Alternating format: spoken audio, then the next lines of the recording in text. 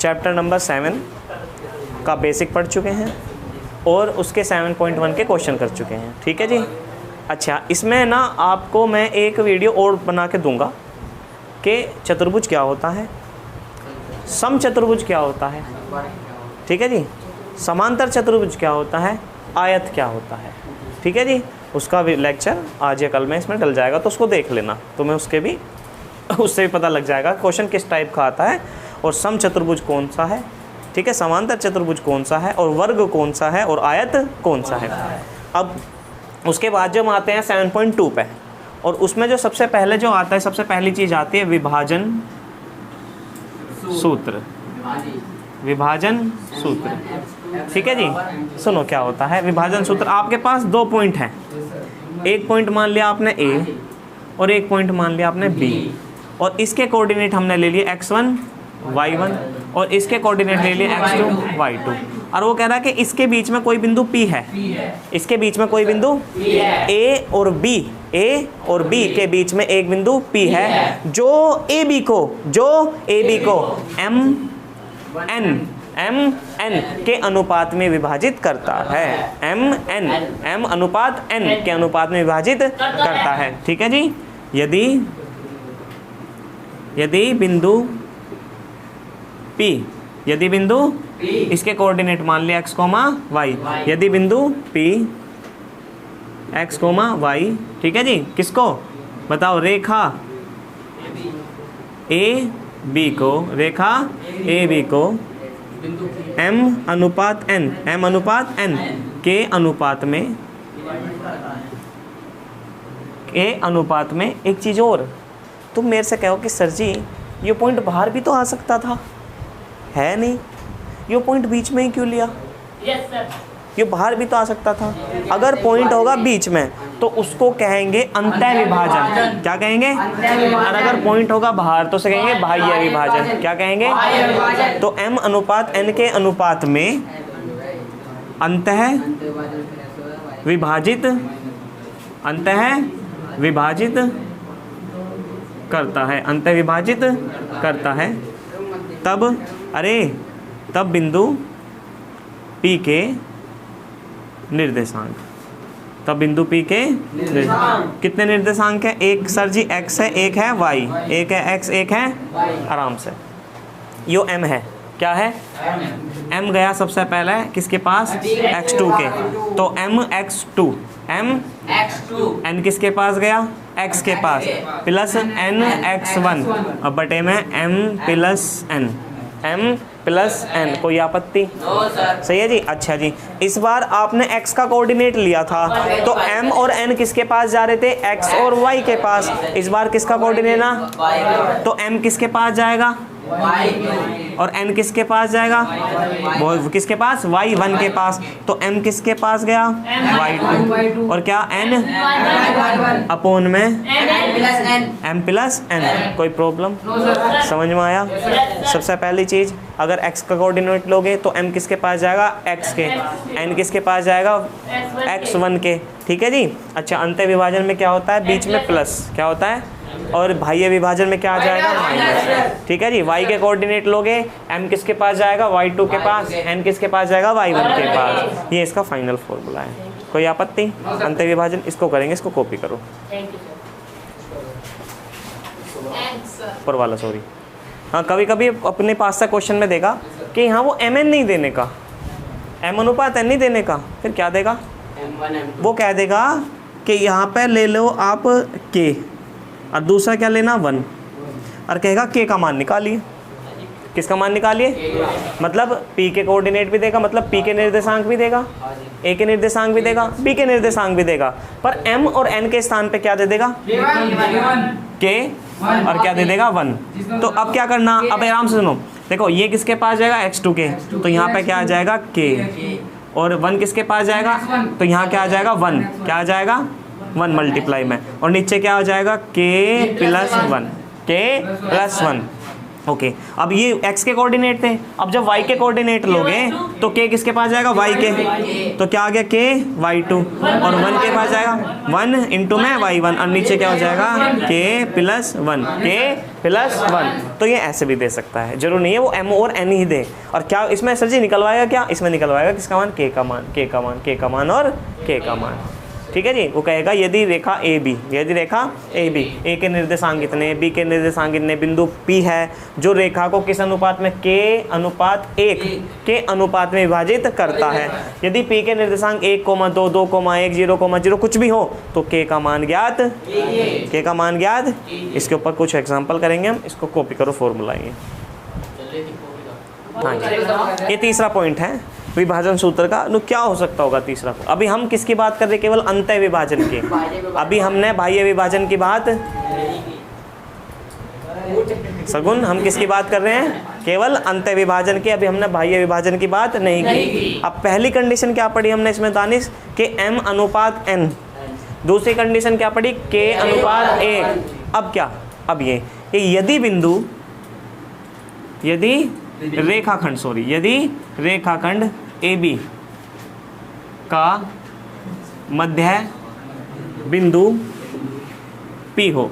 अब यहाँ क्या कुछ नया थोड़ी ना, यहाँ पे ये मध्य बिंदु मतलब बीचों बीच, बीचों बीच मतलब कहने का मतलब अगर ये पॉइंट A है, ये पॉइंट B है और ये पॉइंट P है, तो इसके कोऑर्डिनेट क्या ले लिया, x1, इसके कोऑर्डिनेट कोई दिक्कत नहीं, पर ये बीचों बीच मध्य बिंदु है तो 1 अनुपात 1। ध्यान रखना, जहां भी वो कहता है कि बिंदु P मध्य बिंदु है, क्या है, तो m का मान भी 1 लेना, n का मान भी 1 लेना, m का मान भी 1 लेना, n का मान भी 1 लेना। अब क्या हो, तब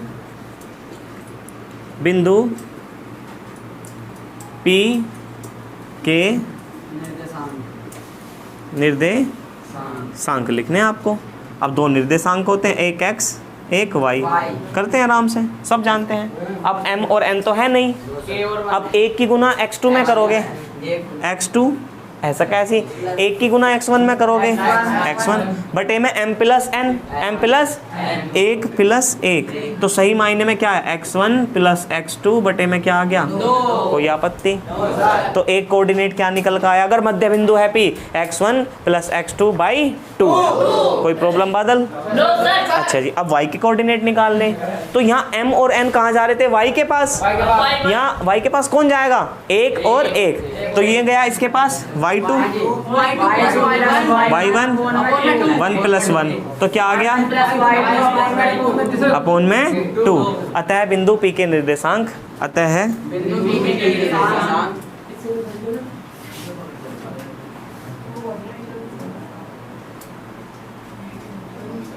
P के निर्देशांक x, y बराबर x1 plus x2 by 2, y1 plus y2 by 2 होंगे। ठीक है जी, होंगे, कोई आपत्ति? समझ में आ गया? इसको कॉपी करो। हाँ जी, उस बिंदु के निर्देशांक ज्ञात कीजिए। कोई बात नहीं, आपका क्वेश्चन क्या है कि उस बिंदु के निर्देशांक ज्ञात कीजिए जो बिंदु 4,-3 और 8,5, ठीक है जी, को जोड़ने वाली रेखा, मतलब इन दोनों बिंदुओं को एक रेखा जोड़ती है, इन दोनों बिंदुओं को एक रेखा जोड़ती है। और उस रेखा का नाम रख दिया हमने A और B। बिंदु A क्या है, 4,-3 और B क्या है, 8,5, 8,5 को जोड़ने वाली रेखा। ठीक है, जोड़ने वाली रेखा को आंतरिक रूप से, मतलब आंतरिक बिंदु, आंतरिक रूप से, ठीक है जी, P 3:1 के अनुपात में विभाजित करता है। ठीक है जी, तो क्या ज्ञात करने, उस बिंदु के, मतलब इस बिंदु P के निर्देशांक ज्ञात, मतलब यहाँ P के निर्देशांक ज्ञात करने, क्या ज्ञात करने, x, y ज्ञात करने, x, y। ठीक है, अच्छा जी, हल करते हैं। हल, माना बिंदु P के निर्देशांक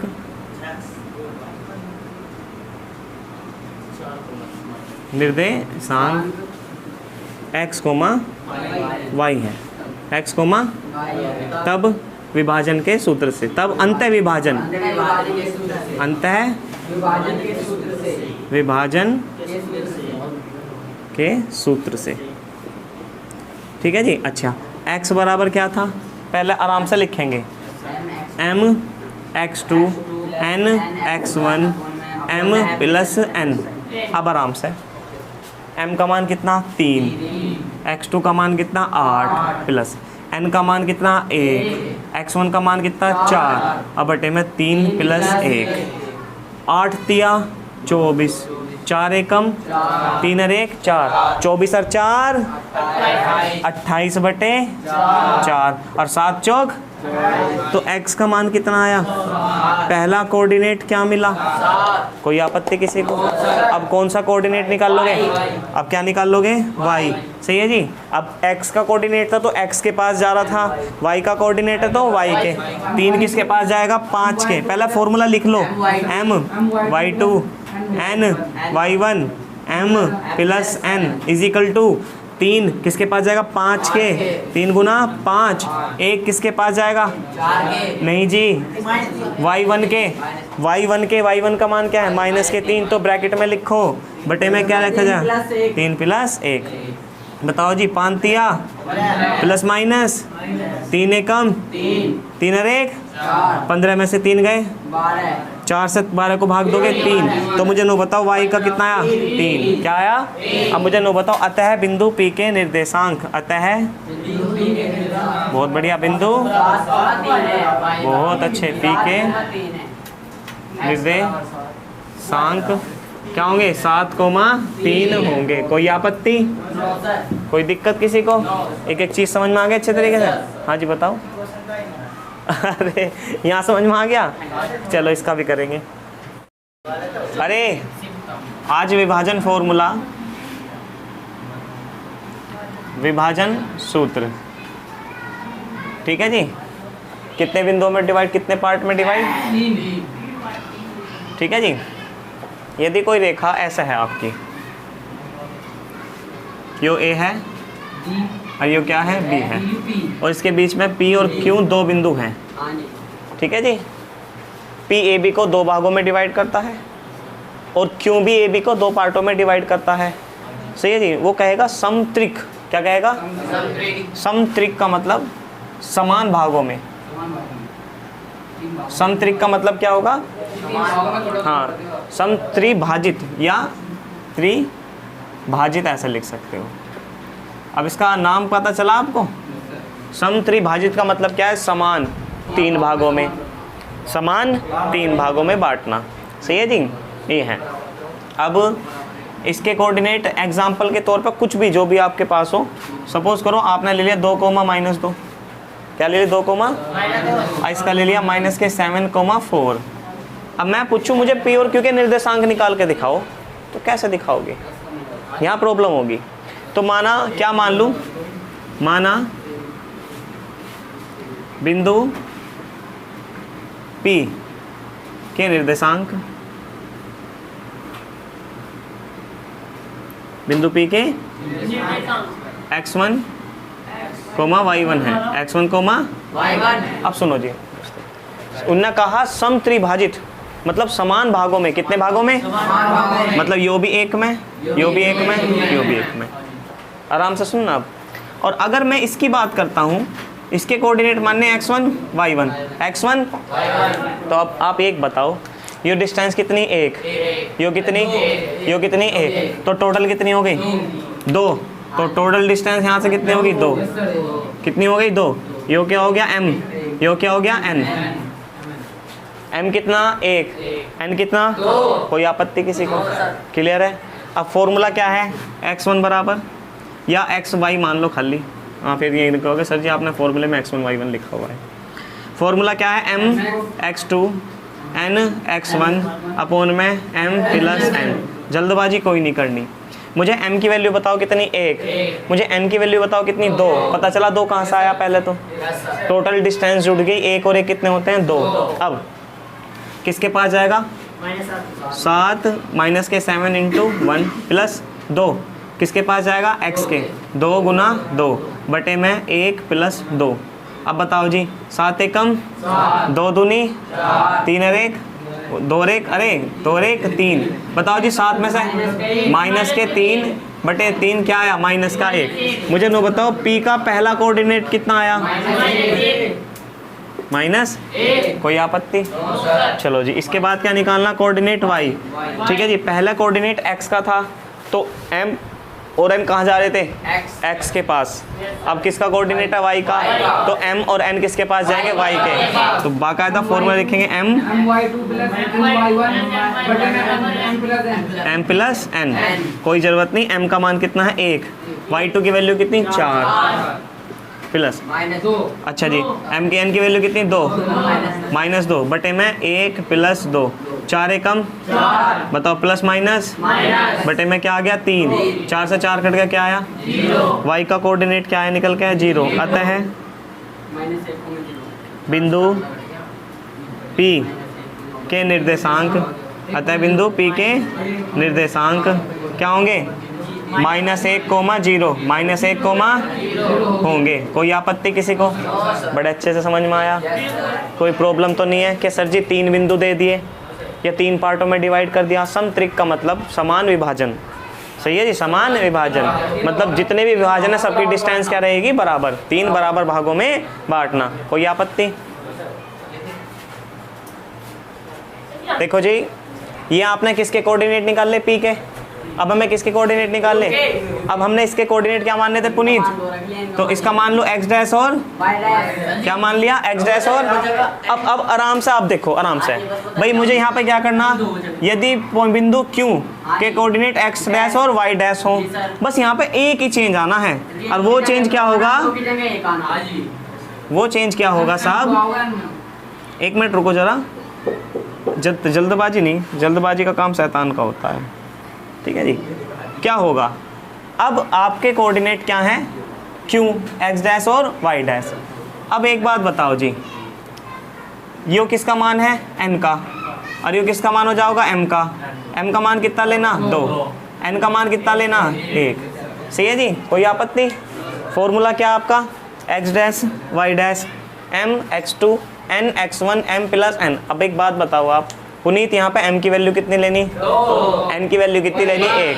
अब नो बताओ क्या लिखोगे? 2 किसके पास गया? -7 के। पूरी बात, पूरा चिन्ह बोलोगे। n का मान कितना? 1 किसके पास गया? 2 के। अब बटे में क्या लिखोगे? 2 + 1 7 दूनी 2 एकम बटे में क्या आ गया? बताओ जी, 14 में से 2 गए, 4 तिया। मुझे नो बताओ जी, x डैश पहला कोऑर्डिनेट क्या आया?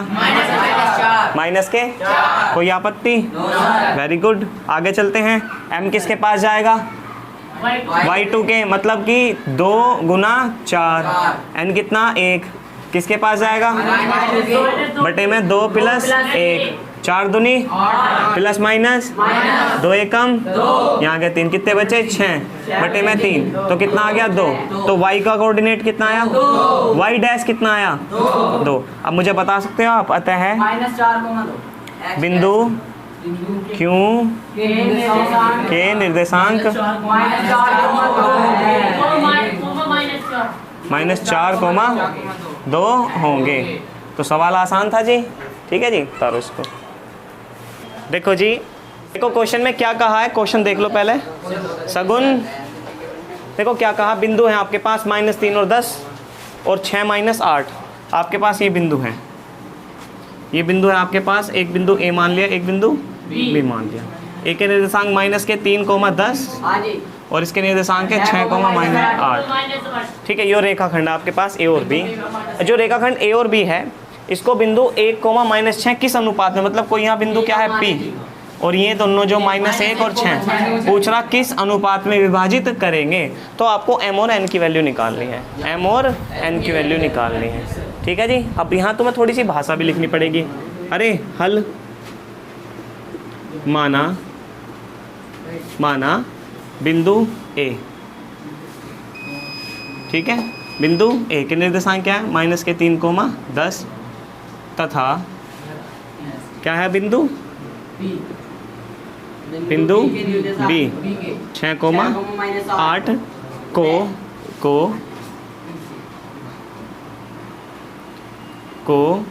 बिंदु P के निर्देशांक क्या है -6, ठीक है जी, ठीक है, को -1,6, B को बिंदु P M अनुपात N के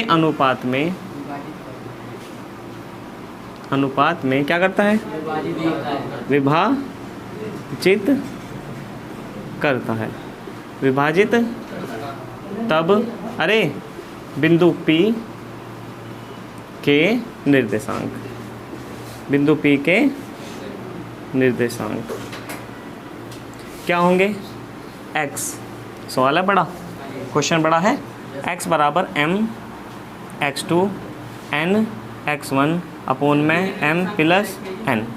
अभी देंगे x की वैल्यू कितनी सवाल में, -1, x की वैल्यू कितनी, तो -1 रखे, m हमारे पास है नहीं, x2 बताओ कितना 6, n की वैल्यू है नहीं, x1 कितना -3, अब बटे में क्या है m प्लस n, कोई आपत्ति, कोई दिक्कत, ये चला गया इसकी मल्टीप्लाई में, -1 में मल्टीप्लाई करी m प्लस n, बाकी अब समझदार हो, 6 कम 6 प्लस माइनस 3 कम 3, तो यहाँ स्पेस कम है तो यहीं पर करेंगे कैलकुलेशन, फिर आगे जाएंगे। देखो जी, अंदर मल्टीप्लाई करोगे, माइनस का m माइनस का n अंदर मल्टीप्लाई कर दी, बराबर क्या है आपका 6m माइनस 3n, जो इधर का सब जाएगा उधर प्लस का, तो इसको लिखोगे 6m माइनस 3n, इधर माइनस का क्या प्लस का m और प्लस का n बराबर क्या रख लिया 0। ऐसा मत घबराना कि सर जी आपने उधर 0 लगा दी, इधर बात वही है, कोई फ़र्क नहीं पड़ता, 6 में से 1 गया, 6 रे कितने हुए 7m, 7 हो गए। अच्छा जी, उसके बाद आराम से यहाँ से 3 में से 1 गया, कितने बचे माइनस के 2n, बराबर क्या आ गया 0, 7m बराबर क्या आया 2n, कोई आपत्ति। अच्छा जी, तो मैं m बराबर लिख सकता हूँ 2n/7 लिख सकता हूँ, तो m अपोन n, मैं इसको नीचे ले आया, क्या आया 2/7, तो बताओ m अनुपात n कितना आया 2:7, 2 तो किस अनुपात में विभाजित करता है 2:7 के अनुपात में विभाजित करता है। पर रुको, यो किसके कोऑर्डिनेट निकाल ले, x के कोऑर्डिनेट निकाल ले, तो y के निकाल लोगे, तो y के भी तो यहीं आने चाहिए। यहाँ आपने x के कोऑर्डिनेट की सहायता से m अनुपात n निकाला, अब m अनुपात n किसकी सहायता से निकालना चाहिए, m y की, और y की सहायता से भी क्या आना चाहिए, सेम आना चाहिए, क्या आना चाहिए सेम, सही है जी। तो करते हैं दोबारा पुनः, y के कोऑर्डिनेट क्या होंगे, स्पेस थोड़ा कम है, मैं डायरेक्ट वैल्यू रख रहा हूँ, m गया -8 के पास, यही तो होगा 8m, और n गया किसके पास 10 के पास, और बटे में m प्लस n, मुझे इसकी y की वैल्यू बताओ कितनी है, वेरी गुड, 6 मल्टीप्लाई में चला गया, कर सकता हूँ डायरेक्ट, अब तो परफेक्ट हो गए, माइनस के 8m प्लस के 10n, बताओ जी 6 कम 6, फिर 6 कम 6, इधर माइनस का इधर आके प्लस का इधर इधर प्लस का इधर आके बराबर क्या आ गया 0। भैया 6 8 और 6 14, 8 और 6 14, बताओ 10 में से 6 के कितने बचे 4, इधर माइनस का उधर जाके, अब समझदार हो, ये आ गया 4, ये n, मैं इस यहाँ दिखाई दे रहा क्या, देखियो, अच्छा आराम से m/n क्या लिख सकता हूँ 4/14, 2 से काट दो इसको, तो बताओ m अनुपात n कितना आया 2/7, अब भी क्या आया बताओ, किस अनुपात में विभाजित कर रहा, सेम। तो यहाँ आपको सवाल नहीं छोड़ना, नो सर जी हमने तो एक में करना, नहीं आपको दोनों का निकाल के चेक करना है, y के कोऑर्डिनेट से भी m अनुपात सेम आना चाहिए, और x के कोऑर्डिनेट से भी m अनुपात n सेम आना चाहिए, कोई आपत्ति, आगे समझ में, ठीक है जी।